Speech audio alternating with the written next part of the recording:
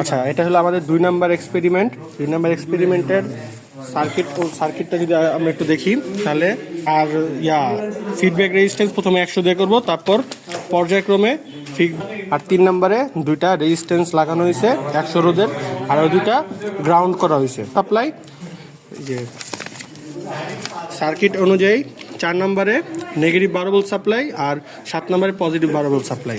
Negative 12 volt supply, 7 নম্বরে positive 12 volt supply. Output মাপবো কীভাবে?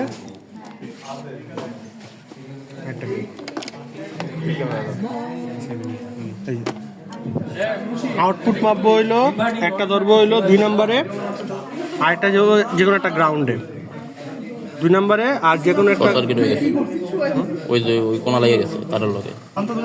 আচ্ছা, তাহলে এরকম অনেক ছোট একটা মান আসবে, মান যেটাই আসুক, বাট প্রসেস এটাই, ঠিক আছে?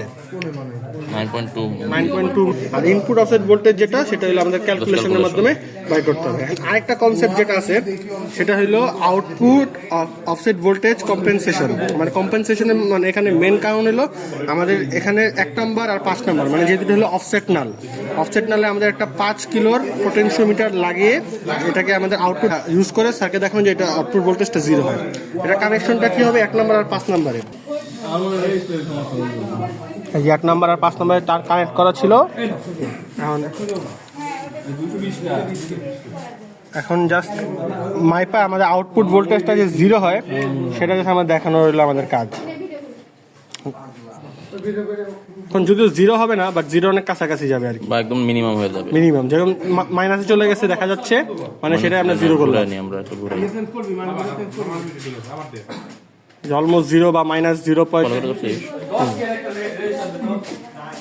চলে গেছে, মাইনাসে চলে গেছে, মানে মোটামুটি 0 কাছাকাছি। আমরা ঘুরাবো ততক্ষণ না শূন্য বা এখানে লেখাই আছে যে due to the potentiometer sensitivity, এই পোটেনশিওমিটারের সেন্সিটিভিটি অনেক বাজে, তাই output offset volt may not be exactly 0, মানে 0 কাছাকাছি হবে বাট 0 হবে না।